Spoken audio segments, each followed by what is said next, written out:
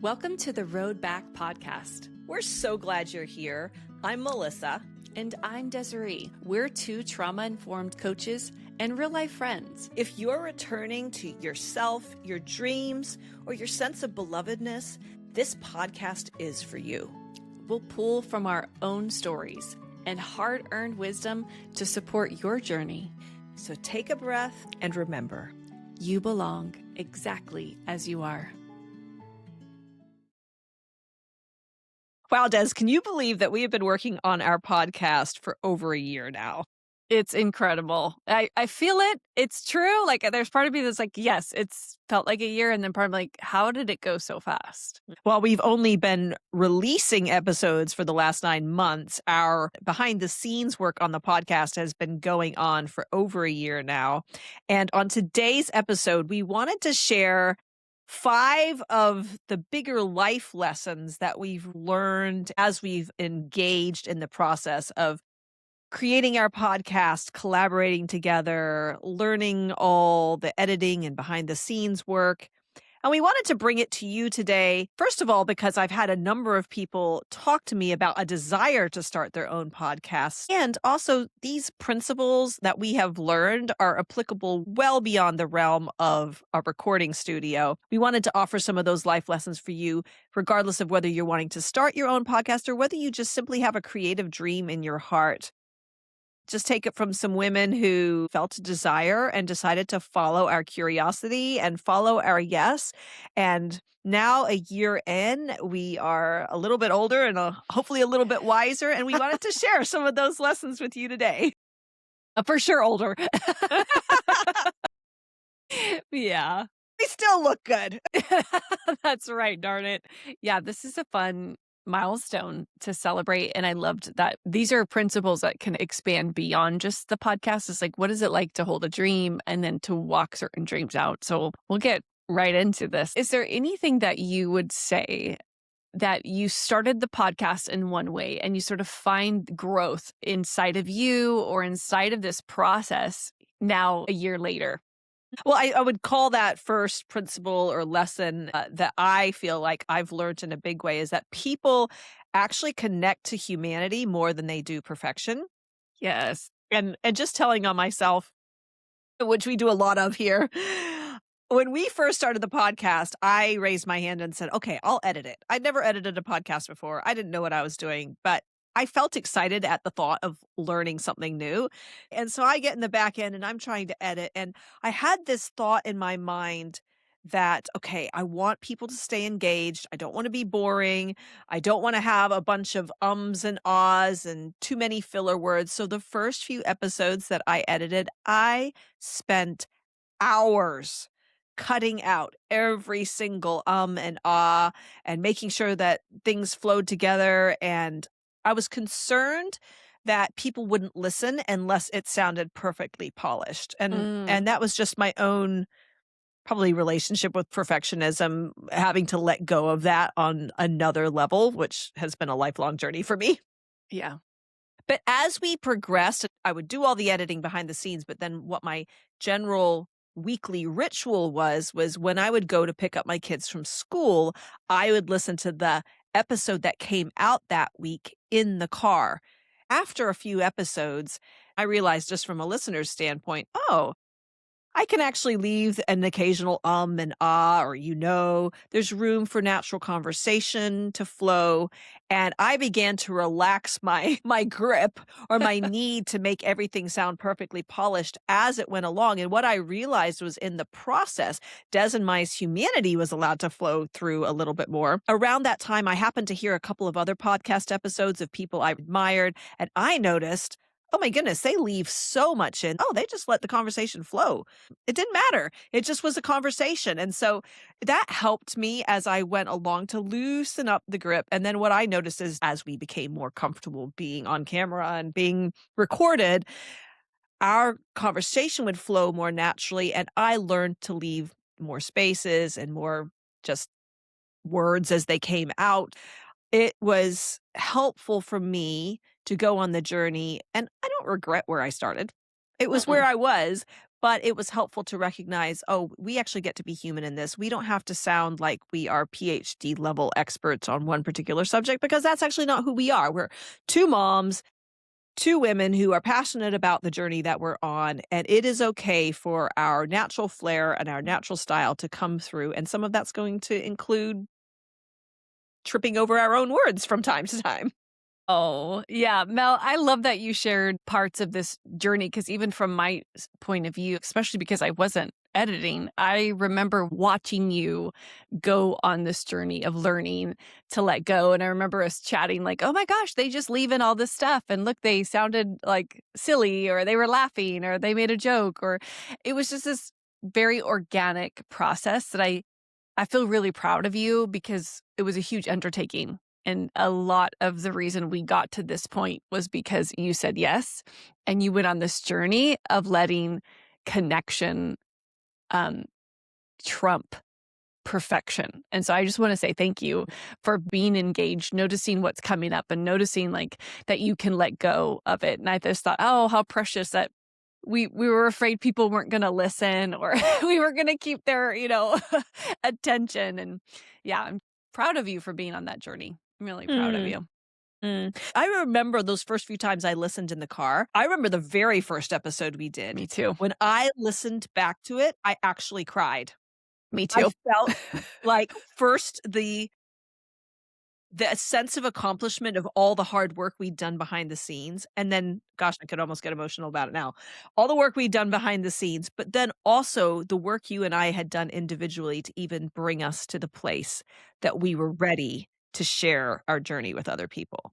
And I remember listening to that first episode and the tears came to my eyes, and I felt like I had this moment where I really got to sit in the shoes of the listener, and I had this thought of, "This is good. This is actually a good thing." And Yeah. not just good that we're doing it so it's good, but actually even the quality of it. I remember thinking, "We're doing a good job.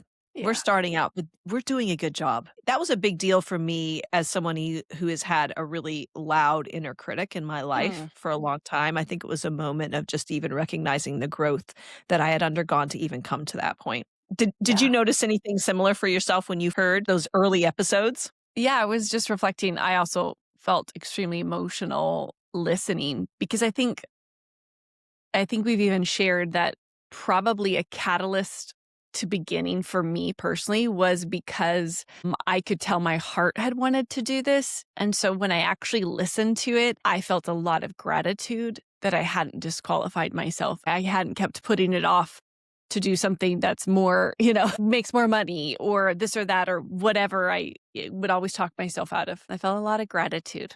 And I felt that it was good that we were doing it. And again, this first takeaway for us is that it's about the connection. It's about connecting to ourselves. It's about connecting to our own stories. It's about connecting to our hearts and our desires and our dreams and really modeling that for the listener over any concept of like, it has to be perfect in order to validate whether or not you should have started it. Mm. And I think that this was a perfect experience for us to learn how to walk that out. So I felt really grateful. And I think we've grown a lot. One of my favorite growth points is as I was reflecting over the year is I think because of past experiences of like teaching in ministry or preaching or doing women's retreats and like actually being a speaker, I had a way of doing that. And I could tell that we used to write out all of our shares and then we'd talk about it. Like we'd have an episode before the episode. And one of the beautiful growth places is I think we're I'll speak for myself is that I enjoy connecting to the topic. I enjoy connecting to my heart and my thoughts around it before I sit down. And also, I love the impromptu, organic nature that's starting to build in our conversations. That feels so fun for me. That feels like a lot of growth. Because I mean, I had 10 pages of notes of like things I would write. And now I just, chicken scratch a piece of paper Yeah. and, I know, this week's notes are like yeah. half a page, and it used to be like Yes. we'd print out all these behind the scenes, "Okay, make sure we go to okay, and then we're gonna transition to that." And good for us. I love that we Yeah. were prepared, you know? I love Same. that that was Same. the level of preparation we needed, and we showed up. And Yeah. also, the Yes. incremental growth as we're going along feels really Yeah. good. Like you said, to look back and see even where we were and where Mhm. we are now, and then even looking ahead, where are we gonna be in 12 months' time? There's value in the consistency of showing up where you are and starting Yes. where you're at, and then letting that consistency and that work build, because we could have looked at somebody who is an experienced podcaster and gone, "Well, they work like this, and why aren't we doing that?" But I love that we Mhm. let it be our own journey, and we've learned as we've gone. We didn't have any Yeah. podcast 101 experience before this, which has been great. Yeah, and I think one of the fruits of doing it this way and starting and valuing connection over perfection is that I'm learning to trust myself on a whole new level Mm. Mhm. by Mhm. just like being in the moment and being present and starting before I knew everything. I'm just grown in so much trust. Very, very much so. Because I remember when I was working on some of the design of, like, what are we gonna do for the cover? And I remember hitting points where I thought, "I'm just gonna let it go." There would have been a version of me 10, 15 years ago that would have been, like, slaving over minor details to the point that I was actually just then wasting time and spinning my wheels. But I remember I put time and effort into it, but I also remember being in tune enough with myself to recognize, "Okay, I'm done. This is good Yeah. enough to start." And Oh, I think that's good. sometimes we can disqualify ourselves because we go, "Oh, it's gotta be at perfection level 100 before I'm allowed to start."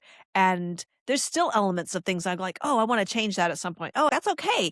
It's good enough to get out right now, and sometimes done is actually better than perfect. And I think we've really learned to embrace that. There's been certain episodes where I'm like, "Oh, man, we could have gone back and maybe recorded." Who cares? It's done. Mhm. Done is better than perfect. I think there's something where we show ourselves value as creators by just letting what is within us come out and saying, "This is a good thing." Is there gonna be room for improvement? Sure, but I'm not gonna spit all over or trample on the work that we are bringing now. We're bringing the best of what we have now to the table, recognizing that there is a continuum and a journey of what is our best 6 months ago. It's not gonna be our best 6 months from now, and that's okay. Correct. Love it. Such Mm. wise words. Let's talk now about our second lesson that we've learned, which is you can feel afraid and still speak. I think that we've already spoke about this idea of letting what we have be enough that's created the momentum and the longevity inside this experience for us. But something that surprised me in the last year is touching into certain topics that when it came to record them, I was like, oh, I am activated. Like I am triggered. I can tell I, am, like, wanting to repeat, this over and over again because I know this might step on people's toes, and I think that was very interesting for us at the end of episodes being like, "Whoa, that was a lot for us," and that was a lot of information. That I thought that every time I was like, "Ooh, this cost me something." There's a Mm, part of my older versions of myself, past versions of myself being activated that I'm bringing into this moment to speak something that if you think about continuity and continuum of like I'm in a process of understanding self, understanding this dynamic about God, this concept about emotional health, and I'm allowing that process to be heard. I thought that that was a very unexpected gift in a way. I think I'd probably thought of it, but the way it actually felt or came out was a little different than I anticipated. mm, mhm. I think the lesson there for me too is that courage and bravery will feel like you're doing something scary.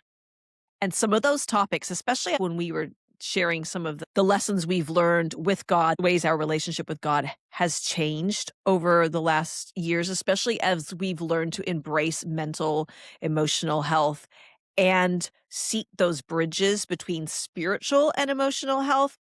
It has required both of us to confront some of the doctrine and teachings that we were taught Yes. growing up about who God was, what his character was like, what he expected from us, and undoing those things behind the scenes just in our own lives has been a deep process and has required a lot of soul searching and really learning to lean into who is God revealed himself to me to be, and am I okay with challenging some of the status quo of what I'd learned. But some of that's just been behind the scenes. Bringing it then to a public forum, such as a podcast, definitely my nervous system felt actually, I could tell I was nervous. There were certain podcast episodes where we hit record and I thought, oh, I'm actually feeling a little bit scared right now. And it Yes. wasn't that I didn't believe what I had learned and what had been unpacked in my life. I had just never been in a position where I was sharing it publicly with other people. Yeah. And that feels stretching. Yes. Stepping out and doing something brave feels stretching. And I recognized that I, on a level, was wanting my nervous system to be calm and unruffled and to be able to walk into and speak as though I'd spoken about this 1,000 times and it was Yeah. second nature to me. But it actually wasn't second nature Mhm. for us. We actually were sharing things out loud in this space in certain episodes that we just never talked Yeah, publicly about before. And it's I true. think that gift of recognizing my nervous system can be feeling a certain way and I can be activated or dysregulated, and that doesn't mean that the episode is bad, or I don't need to compare it to the episodes where we feel super confident about what we shared because Right. maybe it's something we have discussed a lot or we feel really really, settled or grounded. Some of the things that we've talked about have, like you said, they've cost us, and learning that my nervous system can be reacting and feeling stretched by it doesn't negate the value of what we're being. It's not just the calm, regulated, completely confident episodes that are the best, so to speak. I don't need to rank them. It's just as important for us to show up in those moments where our voice feels a little shaky and we're learning to be brave even in those shaky moments. Those provided easily as much growth for me as some of those moments where I felt like, man, I'm speaking about something that I'm super passionate about and I know it and I could preach this from every mountaintop. Some of those slightly shakier moments were actually equally transformational for me. Absolutely. I think of an episode in particular when we were sharing our money stories, and I was, like, hit. I mean, I think we took out, like, 30 minutes of me just crying and talking, like, just bawling. I was like, "Oh." But the act of connecting to myself and realizing, wow, this is a place that I do want to share, but I haven't really talked about this part of my life with many people. Very few people in the world know these things about me, and the exposure and then what happens in my nervous system. And for me, I think about this a lot in the work I do is I'm constantly listening to people tell a story. And through their story, I can see what they're believing, where their nervous system's at. How are they currently tracking that story from their past?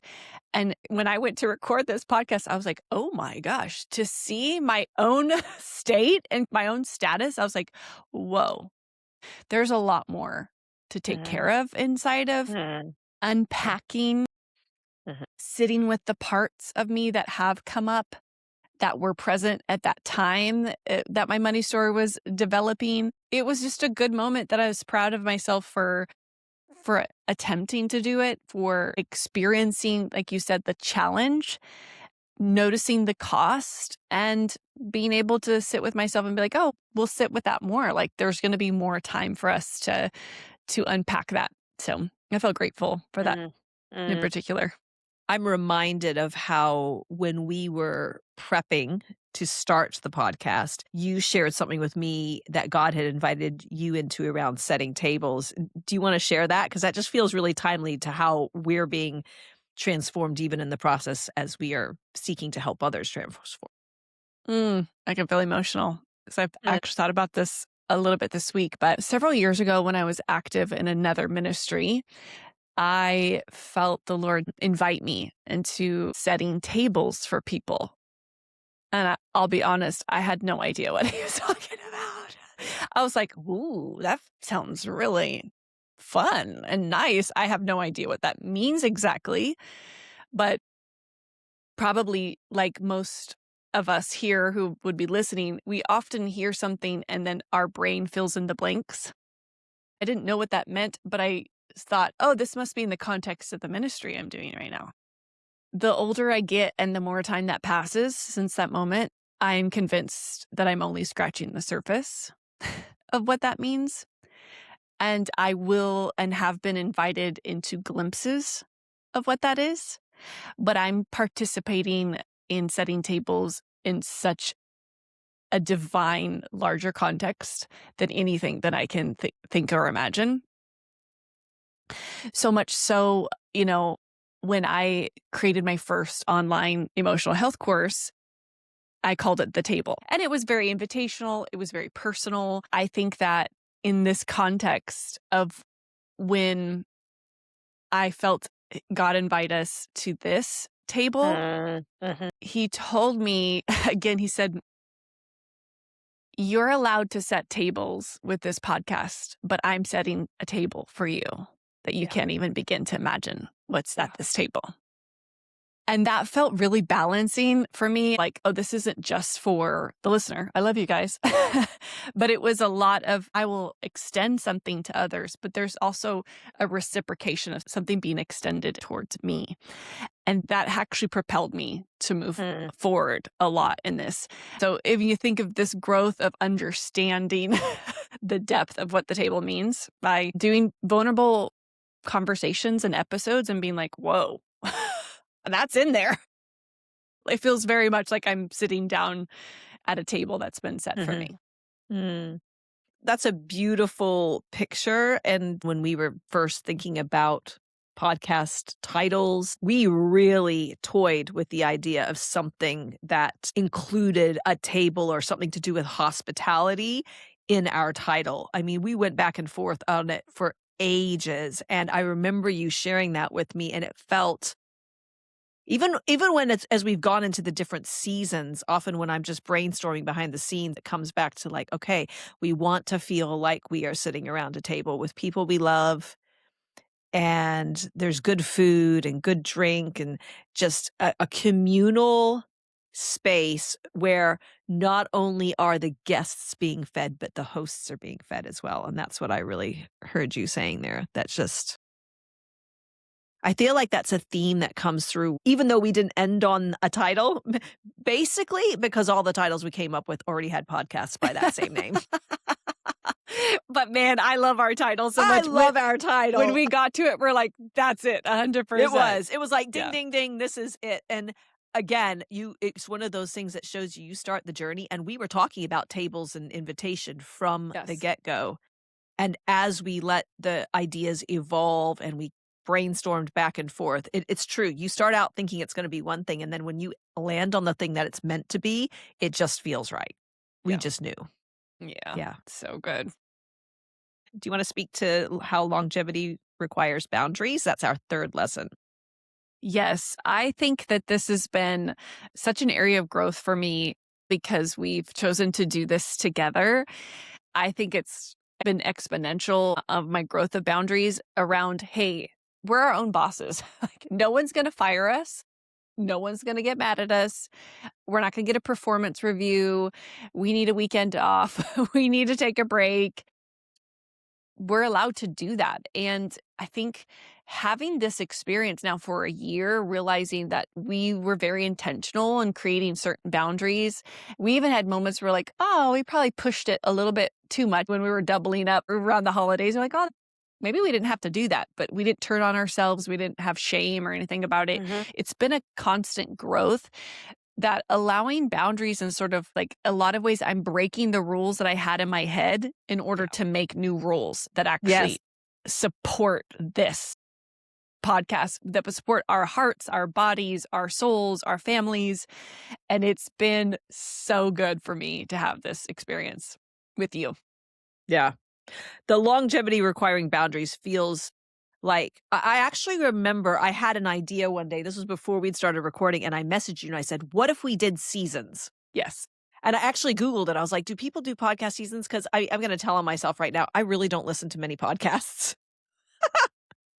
I rarely listen to podcasts, to be honest. But I was like, "Do people even do seasons in podcasts?" And Google was like, "Yeah, you can do it." And I was like, "Yes." And I said, "Des, let's do seasons." Because that was something that was feeling a little bit daunting when I thought, "Oh my goodness, if we commit to a weekly podcast, we never get to take a break." Oh, that feels like a lot as a Yeah. mom with school-age kids, with basketball schedules and gymnastics, all the things going on. Thanks. I just was like, this has got to feel like something that's sustainable, because I think we both knew from the beginning that this is something that was in our heart, that we weren't just going to dabble in. We were going to go as wholehearted as we could in the season we were in. And that's why I love that we got to make our own rules. And we said, okay, we're going to do seasons. And it wasn't even like, okay, each season is going to be 12 weeks or 16 weeks or 20 weeks. We're just like, we're going to do a season. And when we need to take a break, we're going to take a break. And then we're going to do the next season. And then we're going to do another season. And just making our own rules and choosing not to be a slave to an algorithm or embrace hustle culture or even give ourselves permission to pivot. We were actually going to start this season 3 a week earlier than we Mhm. actually did. And then stuff came up in our private lives and we're just like, we actually need to push this out a week. And you know what? We're not bad if we do. We're our own bosses here. So we actually get to make the rules. Yeah. And that for me, I'm going to tell the truth, for me, we're 37 episodes in and I'm like, I'm just getting started, because I feel like we've built the structures around ourselves to make this sustainable and Yeah. to not burn out. And that's where the longevity requires boundaries. If we had just Googled or chat GPT'd, okay, what do we need to do to have a successful podcast? It could have given us all these things, but without bringing in our humanity, our individual needs, our individual seasons into it, we could have gotten sucked into trying to meet some invisible standard that would have left us feeling burnt out and then potentially resentful and not wanting to do it anymore. Absolutely. I think if any listener who's doing anything could hear that, your capacity is the container that you Yes. can work with. And what are boundaries that need to be in place for the longevity, for the momentum? And we've pivoted. We've really confronted so much in this year. I'm amazed at what we've discovered, and then being able to keep pivoting and making new rules and creating the boundaries and structure so that we can keep going. I feel really proud of us for that. Especially for me, I used to be such a rule follower. There would have been a season in my life where I wouldn't have felt permission to pivot or to change or to not do it according to the status quo of whatever the expected podcast design looked like. And so getting to go, we make the rules. Yeah. And I think we've showed up really consistently, which has helped. I feel like we've made the rules, but then we've honored the rules that we've made. Yes. Yeah, I agree. I think I know that about myself in general. I tend to lean into like more consistently, and I do it no matter what because I said I do it. So to me, the stretch towards giving myself permission to not do that has felt the most Mm. life giving. Don't underestimate the power of giving yourself the permission to not do it anymore, to help you realize if that's really what you want to do and what Yeah. you need to keep going. So Yeah. I love that. Your heart being in what you do is really important. I feel like some people need to hear that. Your heart being in what you do and what you say yes to is really important because it affects the way you show up. We all have firsthand accounts of times where we ran over ourselves and we said yes when we meant no. And then it was really hard to keep our hearts in something because our hearts weren't in it. And I love what we have built here because it is easy for me to give a yes to this because I'm not running over myself in order to be in this space. That's beautifully said. And neither are you. Mm-mm. And I think too, as we look ahead to the future, this idea of collaborating with more people and kind of building Mhm. our podcast team, which is super Mhm. exciting. I think that that's one of the priorities, and the experience we've had thus far will only help us really create the structure that we Yes. need and then the team needs, and everyone can be feeling this autonomy and be able to work because they're connected to self and within those boundaries that they're needing. So, Yeah. It's the culture, isn't it? It's the culture we're yes. creating, the value system that we're choosing to abide by. Yeah.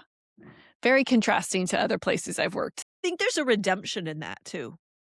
There's a redemption in us building something according to what fits and not what is the guiding principle for somebody else that maybe fits really well for them, I feel proud of the way we've done that, and even hearing people's feedback of like, "Oh, wow, you guys are doing it your way." I think anytime somebody is brave and chooses to follow that inner GPS Mhm. system that we're all born with, I feel like it inadvertently gives permission to people around them to begin re-examining what they're saying yes to and why they're saying yes to it. And actually, you had permission to do it your own way. Oh, I could do it my own way too. Yes. And I love the stories and feedback that we've gotten. Even as we've just like, okay, we're going to do it this way. And the people are like, oh, wow, I really felt impacted by the fact that I don't have to do it this way. It's encouraging to know that anytime you step out on something that's right for you, it's actually making an impact, sometimes even an impact that you don't initially recognize right away. Don't underestimate what your yeses and your nos and your boundaries are offering to those around you who you are influencing. Yeah, and this feels like a perfect time to even announce that.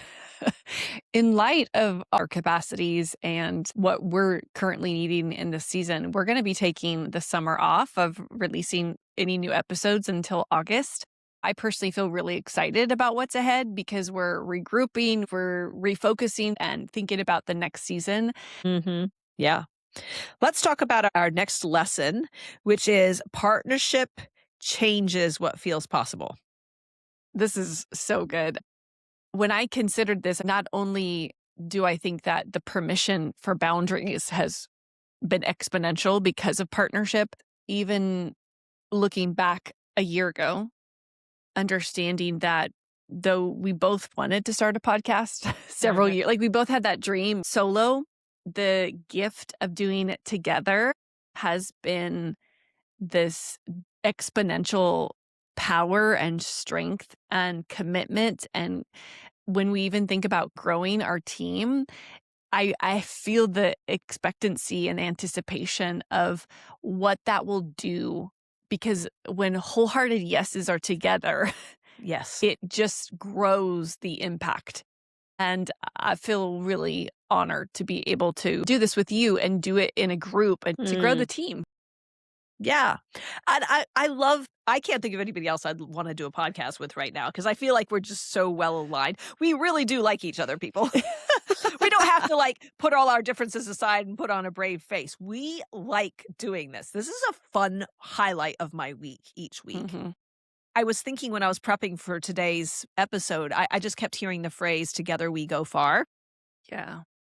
And that feels really true because it was true. Des and I both had thought of doing a solo podcast on our own, and neither one of us did it. Partially, I'll speak for me. Part of it was because I was scared. It felt overwhelming, and it was daunting to think about doing it. I wanted to, and I also didn't have the wherewithal to actually pull the trigger for myself. But a few weeks ago, I recorded my solo episode because Des was unavailable one day, and I was like, "Okay, I'll record an episode to keep the continuity." And when it came out, I was thinking to myself, there probably would have been a point where that would have just felt too scary. And get the strength that we've been able to draw from one another. Mhm. I felt this sense of satisfaction again of like, oh, wow, look how far we've come. I feel confident to do something now that I would have dreamed about in the past, but realistically probably not done. And Yes. now I see the collaboration and the permission we've given one another, and even I would say the co-regulation we've been able to offer to one another at For times, sure. and it's like, Yes, oh, girl. there's been times I'm like, "Oh, Des is really grounded right now. I'm feeling a little all over the place. I'm gonna pull on," like, there literally are times where I'm like, "I'm gonna pull on her Yes. right now in this moment," and probably vice versa. There's this expanded capacity as we collaborate because I look back now, if I had known the amount of work that would have gone into this podcast, I couldn't have done it by myself without Yes. help. But because we've been able to do it together and share the load, there's something about not having to do hard things by yourself Mhm. that feels very, I would say, redemptive as well. I've learned to do hard things by myself in the past. I actually had a belief that told me if I want it, I have to do it by myself because nobody else is Mm. going to help me. Right. But this has gotten to be something that I've wanted that I haven't had to do by myself. And it's meant that together we've been able to go further than what I would have been able to create had I had to create it on my own. Yes, and I think that for someone like me, I tend to be a visionary. The gift of both having vision and then being able to hold on to that vision for this podcast space separately, but also hearing you articulate your own vision and the way you're holding it, it has felt like such a redemptive gift for me. Mhm. I don't know if I've ever told you that, but I think that No, I don't think you when have. no, when we consider our next step and we really are like, what are we going to do? We have to grow the team or what is our next step? We kind of, I call it a come to Jesus moment. Like we were at a holy sacred threshold. I think that those moments, because I had you and because I wasn't doing this alone, there was something so much richer and more complex and more deep. There was so much more longevity. There was more in us doing and considering it together than I think I would have if I had gotten to that threshold alone. I may have chosen a different thing because like you said, there's certain limits inside of one person, but if you have two people, those limits are expanded upon. Like I was going to say doubled, but I would even say maybe tripled or quadrupled. Or I remember even as we were dreaming for the season ahead, hearing vision of other people who might join us, that has given me fresh life Yes. inside of this. I think that's why I do a lot of group things because it feels like there's something special there Mhm. that we just can't get to alone. Yeah. There's a gift to it. It's that synergistic effect. It's like, I was thinking of that verse in the Bible that says one puts 1,000 to flight, but two put 10,000 to flight.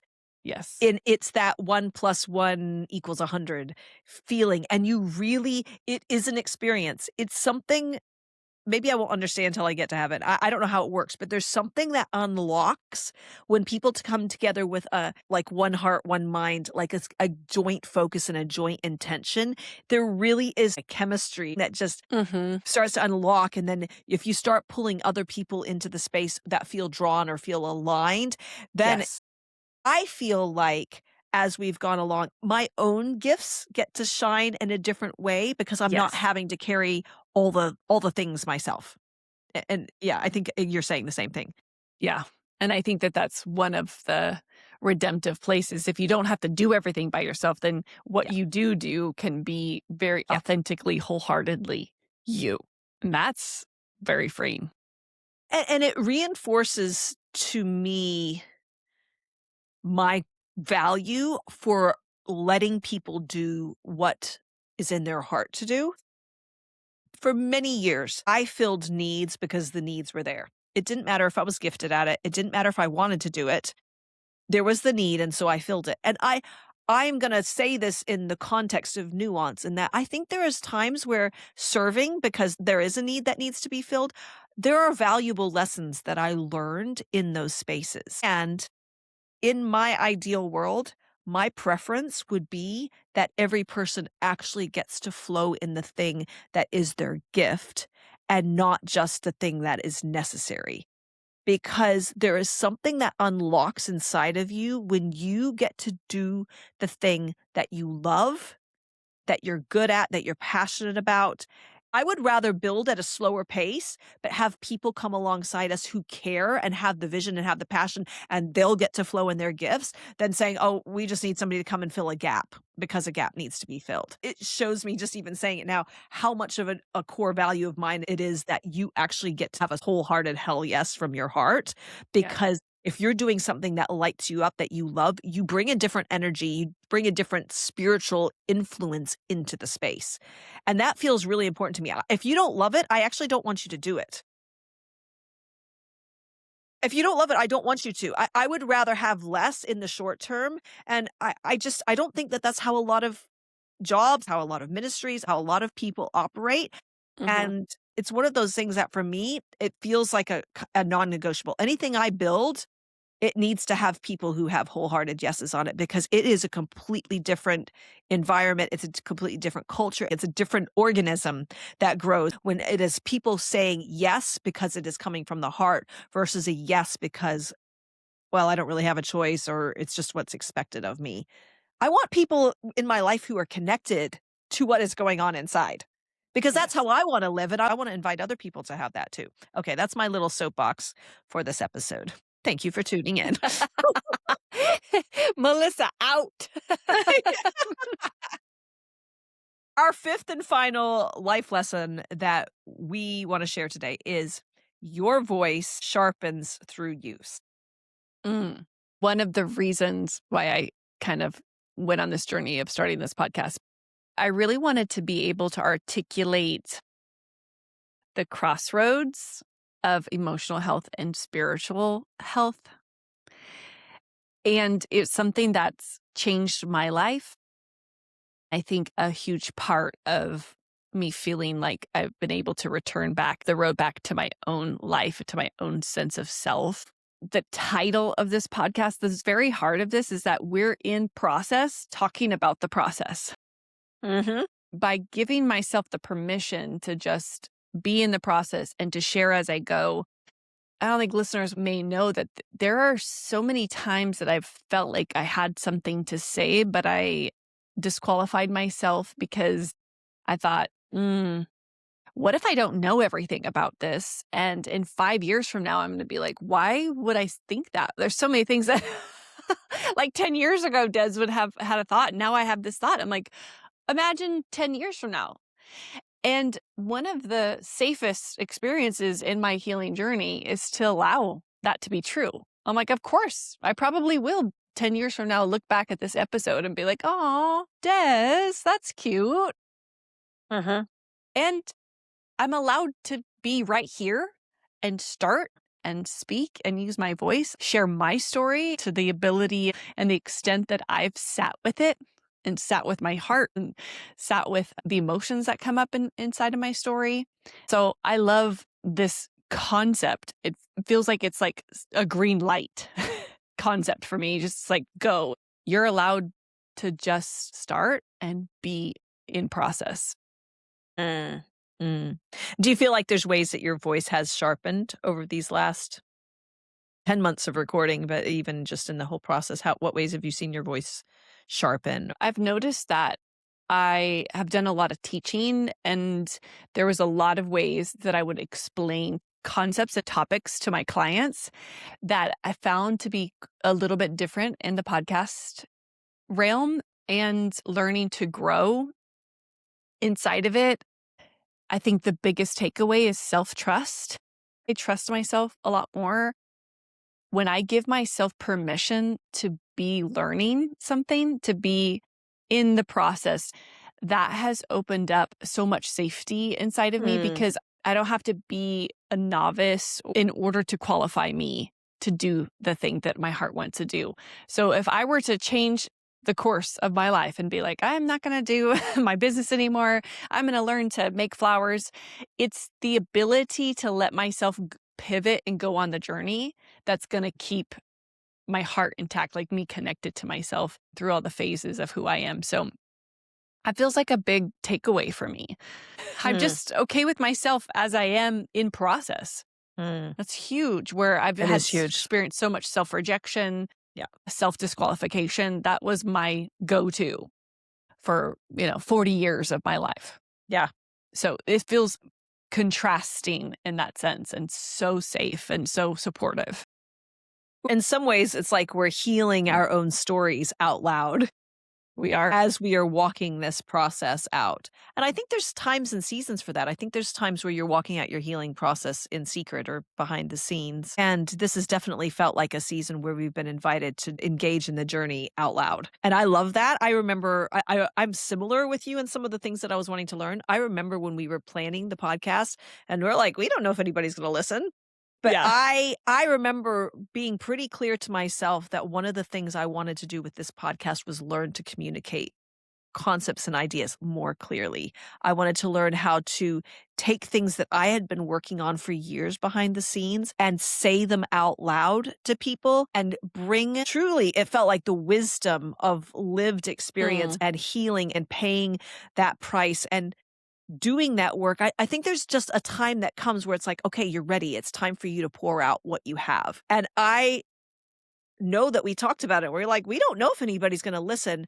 But for me, it didn't matter. The listener count and the feedback was less important to me than, can I show up?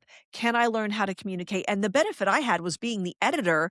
I got to hear what we sounded like uncut. And I would hear myself say things and I'd go, oh, I use that phrase a lot. Oh, that's interesting. Something to Yeah. note about how I communicate. That's been a gift for me in the editing process of getting to hear myself and then be able to make tweaks as we've gone through the months. And I actually do think that my communication skills have improved simply through the use of showing up and using my voice every week. I've heard this saying before and I love it. It says, clarity comes from engagement, not thought. And Ooh. that has been a big part of our journey here. We could have sat on the sidelines and analyzed starting a podcast for the rest of our lives and never actually pulled a trigger. And I'm the first to confess, I've done that with other dreams before. I've overanalyzed to the point that either the opportunity Yes. passed me by or I never took action. But there's something about stepping out and just going, we're going to go. I'm going to learn the communication as I go. I had feedback from somebody earlier this week just saying, wow, I love the way that you're able to communicate these concepts. You're helping me understand things that I haven't been able to understand Mhm. because you're communicating them in a simple way that helps me grasp them. And I think, yes, now that is so encouraging to me because it's telling me that the heart and intention with which I started is Yes. actually landing for people. And I think that's the goodness of God when you go out on a journey that's a level of faith and a level of obedience and a level of trust. And, you even talking about self trust, I think we've had to let go of a lot of certainty or control around things because there's a lot of things that we just simply can't control. It's outside our sphere of being able to predict an outcome.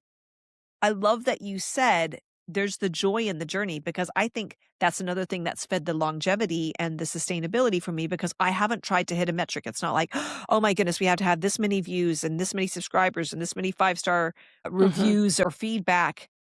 There's something that is organically feeding itself because we're doing Yeah. this because it's feeding us. Yes, I agree, and I think that it's true. We're like, who knows, maybe 2 people will listen, and I think the biggest gift is, like, my husband listens. Shout out, "Thank you, honey," every week, and that has been huge. I was like, I had no idea that he Yeah. would. Yeah. And the people who are listening and the things that are landing and the support. Thank you for articulating that. Or I've thought about this many times since you've said it on the podcast. Those types of moments, because we didn't need them in order to prove that we should have started, they feel like Yes. such generous little gifts, like little delicious nuggets along the way of like, wow, connection. It's felt like connection. We're connecting with people. Like people are connecting to themselves. People are connecting to their stories and to their heart. There's connection to these transformational things that's impacted us. It's been such a gift. The way we've held it and the way we started and the way we're trying to continue to Mm, hold this has been a real gift. mm, mm. Yeah, there's a value in creating something because of the value for you as the creator and unhooking a large need for external validation or other people to tell me it was good in order to prove that it was worth my while. Yeah. It's felt very liberating to do this because it was in our heart. We were responding to the invitation we felt, and there's an intrinsic joy that we're Mhm. drawing from the journey itself. And I think that's something that you embody so well, Des. I really feel like that's one Thanks. of those things you've wrestled through of like, For sure. it's less about the destination and it is all about the journey and who I am becoming in the process of the path. Thank you so much. Yeah, I think again, to know me 20 years ago was not to know that experience. It was very much there was a destination that I was supposed to arrive at, and the anxiety I had that I had missed God and missed that, Mm, landmark or shells or yellow arrows of like pointing me. The cost of getting into this place is a lot of letting go and a lot of transformative experiences. So to feast, it feels like, again, this table metaphor, like I get to like feast on it now. In this context, in this container of a podcast, I get to taste it every week while we do this. And yeah, it's been a gift. I think the connection that I have with you has really mattered. That's been a huge growth. I'm like, I feel like we've grown so much in our friendship doing this in a year. And like you said, in hearing feedback from people all over the world, sending me little messages. And of course, my husband, him walking up and just being like, that was such a good episode. I was like, this man does not give compliments easily. So I'm like, feel like I won the lotto. So just those types of unexpected things have been Mm. beautiful. The unexpected gifts. I think that's really true. I think there's been a lot Mhm. of unexpected gifts. And I think that is a life lesson or life principle. When you take that journey of the heart and you really start stepping out into some of those dreams, here's two things that I found to be true. I got support in unexpected places. And then there were times I didn't get support from places that I thought I would get support Expected, from. yes. Mhm. So there's these unexpected nuggets along the way, and I feel really like I would say surrendered and relaxed in that the people who this is meant for are going to find it. If you're creating something or you have a desire in your heart, sometimes we want the certainty of I want to know how it's all going to work out and I want to know that this is going to happen and these people will support me and this will be here. There's so much that did not turn out the way I thought it would. There's so many things that like haven't turned out the way I thought. But I feel so grateful and so blessed with what we do have. It's like the things that we needed did show up. What's felt really important. Sometimes what you think you need and what you really need are two different things. Girl, that's a whole word. Yeah. That is so true. What you think you need is probably not what you actually need. Is there anything you wanna leave the listener with, like, to land with as we sign out here for today's episode? You can trust the voice of your heart. You can trust the feeling of invitation.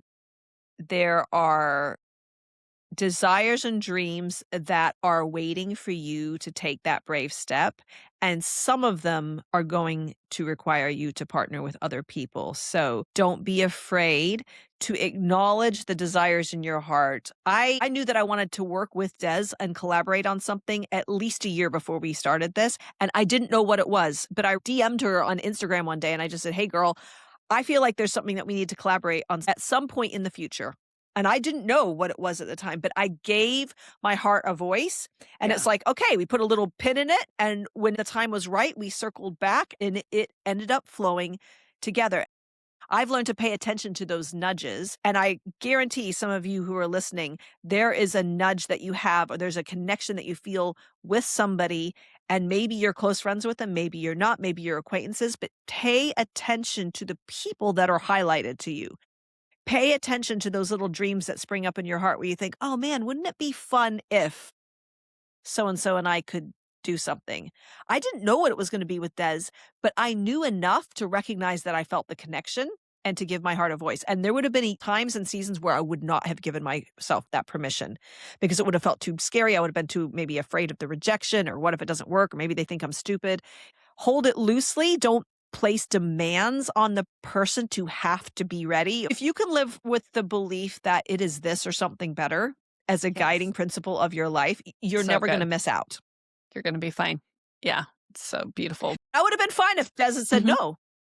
But it wasn't about whether or not she said yes or no. It was about me valuing my own heart enough to say what you have to say is important and I'm going to give you a voice. So good. So good. You have permission to break all the rules in your mind, in your head of how you think you should be or how you think you should show up or whatever you think would qualify you to start. And you're allowed to give yourself as many permissions and to create the concepts or the framework, the timetable.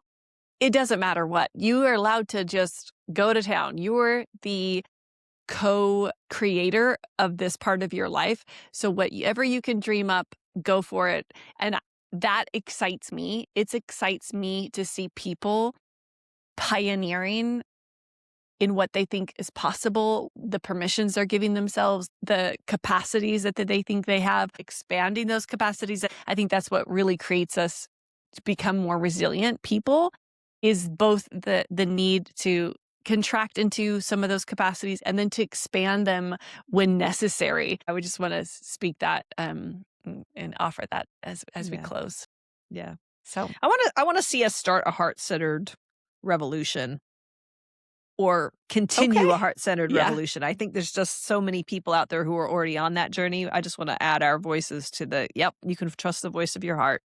You Yeah. definitely can. And one last thing as we wrap.